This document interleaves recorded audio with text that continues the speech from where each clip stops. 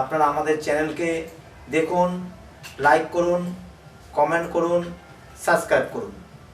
নমস্কার, আমার নাম ডাক্তার সঞ্জয় দেব। আমি আবার নতুন একটা ভিডিও নিয়ে এলাম। আপনারা জানেন আমার প্রোগ্রাম হচ্ছে কিছু সেকেন্ডের জাদু। মানে কিছু সেকেন্ডের জাদু কেন? কিছু সেকেন্ড ধরে করলেই সেটা যে কোনো ধরনের সমস্যা থেকে মুক্তি পেতে পারেন। সেই জন্য কিছু সেকেন্ডের জাদু আমি বলি। সেটা হচ্ছে সাইকোনিউরোথেরাপির মাধ্যমে আপনারা কি করে ঘামের দুর্গন্ধ, আমরা অনেক সময় স্প্রে ব্যবহার করি, বিভিন্ন ধরনের ডেমিন এই জাতীয় বিভিন্ন ধরনের স্প্রে ব্যবহার করি, তারও কিছুক্ষণ পরে আবার যে কোনো ধরনের সমস্যা আমরা এটা পাই। সেই ঘামের দুর্গন্ধ যেমন কি তেমন থাকে। কি করলে আপনার ঘামের দুর্গন্ধ হবে না? প্রথম শুনে রাখুন, সেটা হচ্ছে জল একটু বেশি খাবেন। কিভাবে খাবেন, কতটুকু জল খেতে হবে? সেটা হচ্ছে আপনার শরীরের যা ওজন হবে সেই ওজনকে আপনি সেটাকে 2 দিয়ে ভাগ করুন, ভাগ করে 10 দিয়ে ভাগ করুন। ভাগ করার পর যেই সংখ্যাটা দাঁড়াবে সে তার থেকে 2 মাইনাস করে দিন, দিয়ে যেই সংখ্যাটা দাঁড়াবে সেটা হচ্ছে আপনার জল খাওয়ার, এতটুকু জল খেতে হবে।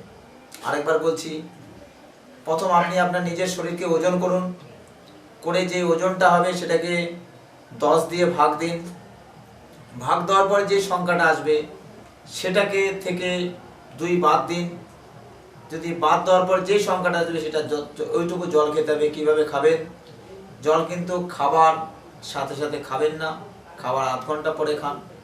যখনই জল খাবেন জলটা মুখের মধ্যে নিন, কিছুক্ষণে রাখুন, তারপরে আস্তে করে ভেতরে গিলে নিন। তাতে কী হবে, যে আমার যে লালা সিক্রেশন হবে সেই লালার মাধ্যমে আমার পেটের মধ্যে যে খাদ্য খাবার খাচ্ছি হজম ঠিক হবে। এবার আসি মূল বিষয়ে, যে ঘামের দুর্গন্ধ কিভাবে দূর করতে পারি। আসুন আমরা সাইকোনিউরোথেরাপির মাধ্যমে দেখে নিই। একটু ঘুরে যান, একদম ঘুরে যান।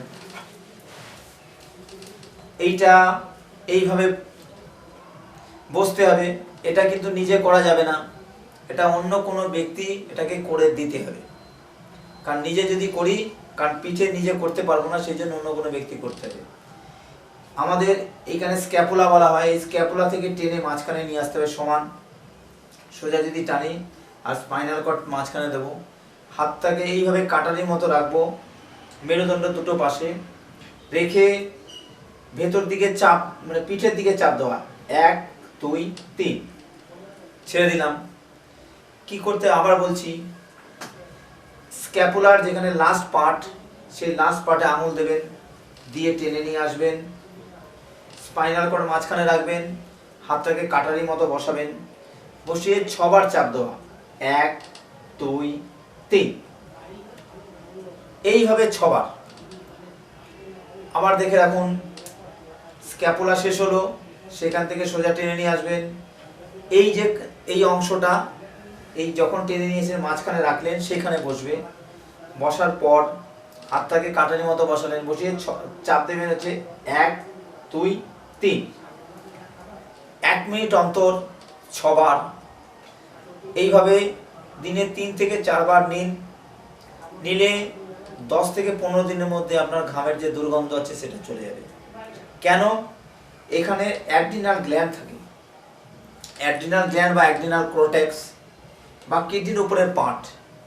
আমরা যখন এই সাইকোনিউরোথেরাপির মাধ্যমে যখন এখানে প্রেশার দেওয়া হয়, তখন সেই অ্যাড্রিনাল যে মেডুলা আছে সেই জায়গায় যখন চাপ পড়ছে, তার থেকে যে কেমিক্যালটা বেরোয়, সেই কেমিক্যালটা আমার টোটাল বডির মধ্যে যে টক্সিন বেরোয়, সেই টক্সিনটা কিডনির মাধ্যমে বা ইউরিনের মাধ্যমে বার করে দেয়। এই জন্য ঘামের যে দুর্গন্ধ হয় সেই দুর্গন্ধটা কেটে যায়। সেই জন্য আরেকবার লাস্ট বলেছি, এটা নিজে করতে পারবেন না, অন্য কেউ করে দিতে হবে। যে ব্যক্তি করবে তাকে ভালো করে ভিডিওটা দেখতে হবে। স্ক্যাপুলার থেকে সোজা টেনে নিয়ে আসতে হবে, মাঝখানে হাতটা এরকম কাটারির মতো রাখতে হবে, রেখে চাপ 3 বার দেওয়া। 1 2 3 ছেড়ে দেওয়া হলো। এইভাবে 1 মিনিট অন্তর 6 বার যদি নেওয়া যায়, তাহলে আপনার ঘামের সোজা হয়ে যাবে। আপনার ঘামের যে দুর্গন্ধ আছে সেই দুর্গন্ধটা কেটে যাবে।